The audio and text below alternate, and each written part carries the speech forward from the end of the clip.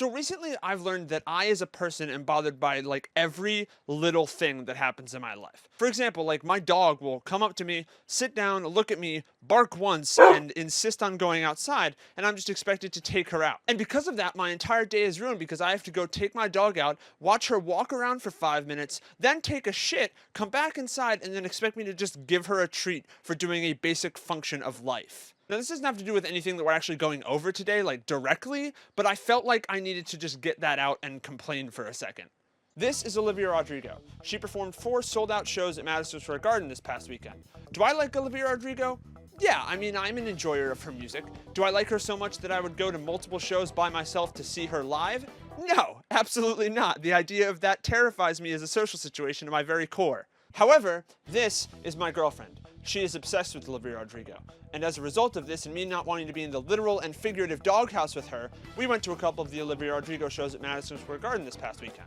And on top of that, it was her idea to camp out in New York City for the first night of these shows, so that we could be front and center at the barricade for the first night of the Olivia Rodrigo shows. So naturally, I thought to myself, wow, I would rather be strapped to a chair and forced to watch Megamind vs. the Doom Syndicate again on loop for 24 hours than camp in the middle of New York City for any amount of time.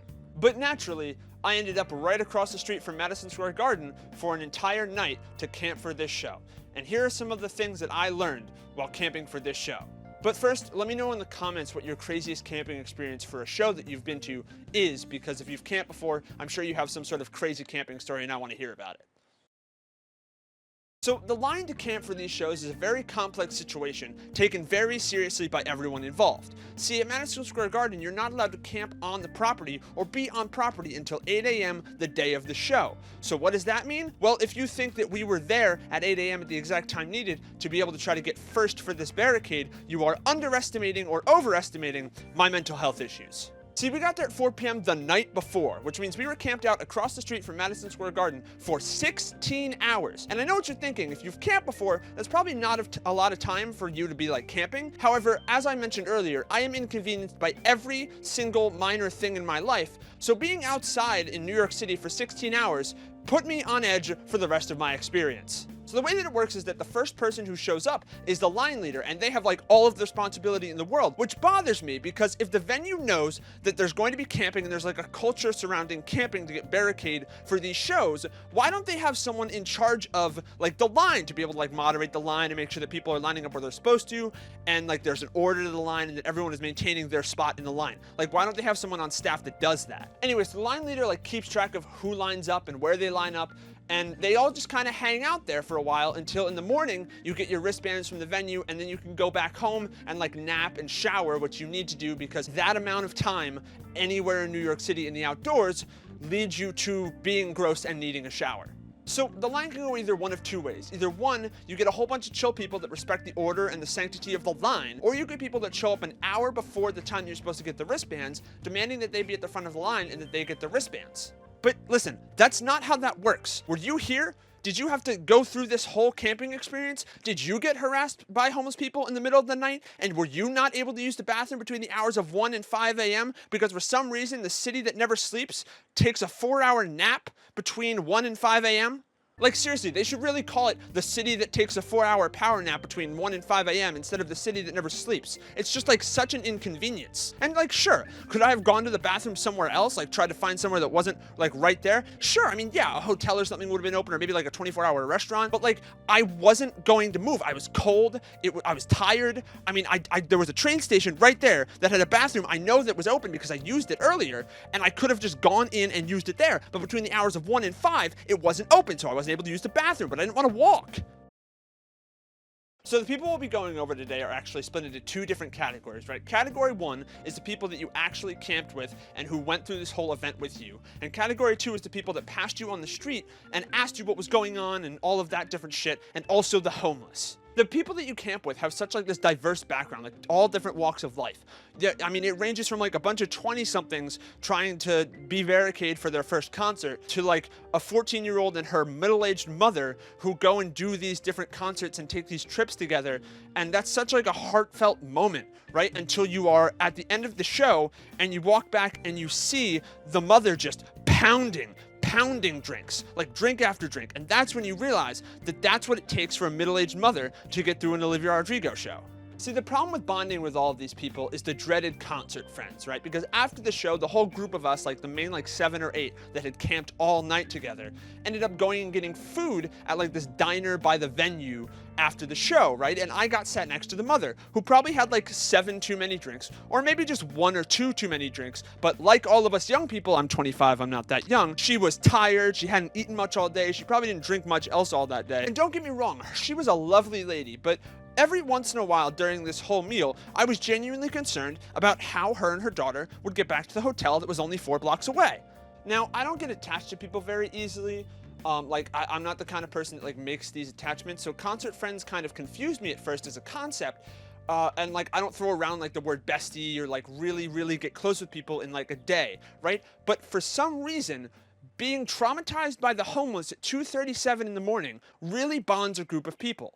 Speaking of the homeless, great segue, Keith, let's go over the second category of people that you might find when you're camping for a concert. And if you forgot what that second category was, because like me, you basically have the attention span of a squirrel on ketamine, the second category is the people that will pass you by while you're camping in New York City. See, in my experience in New York City, most people are pretty good about minding their own goddamn business, right? Everyone kind of walks around each other and no one really tries to bump into each other. No one bothers each other. No one stares too much at each other. No one bothers the homeless that much, which also sucks because no one gives any homeless people the money, but that's not the point. What I'm trying to say is that no one really bothers anyone in New York City, but God forbid you or a group of people are sitting around in an area and you look just clean enough not to be homeless. Literally everyone that passed by had to ask why we were camping on the side of the road, right? And it wouldn't bother me as much if we were camping on a random side of the road somewhere else in the city, right? However, we were across the street from Madison Square Garden, which is one of the most famous concert venues in the world. And there were billboards and big light up signs that said what show was that night. And if you just turned around and looked at the sign, you could have known what show it was for. Let me ask you something. Why do you think we were camping out? Do you think that we're camping out just because we enjoy sitting on the side of the road in the middle of New York City? Do you think that we enjoy just having random city folk come up to us and talk and getting shit on by the pigeons that are hanging out? And let's be honest with ourselves here.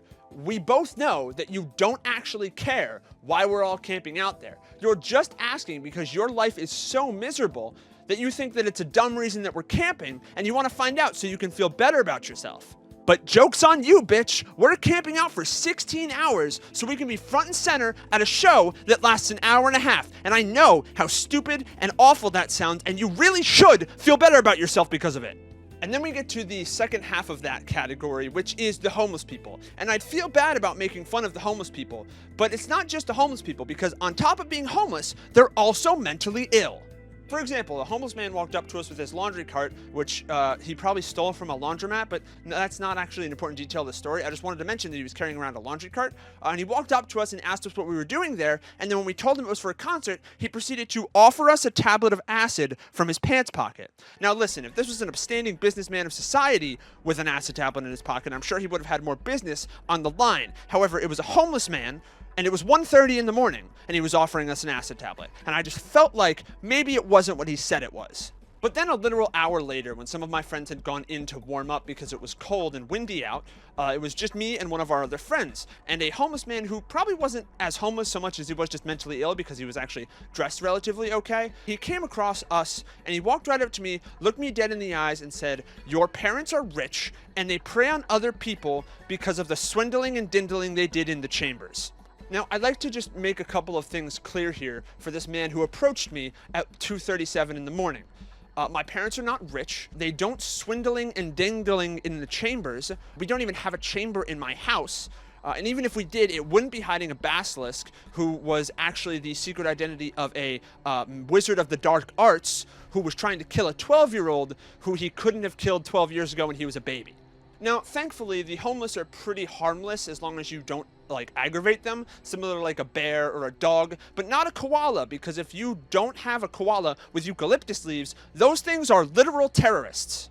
And thankfully, we were able to survive the night, and we were front and center for the Olivia Rodrigo concert. So when you return to the venue later in the afternoon with almost no food and no sleep and little water, but you showered, so that means you're okay now, you have to line up inside the venue for another hour before you're brought into this secondary VIP location.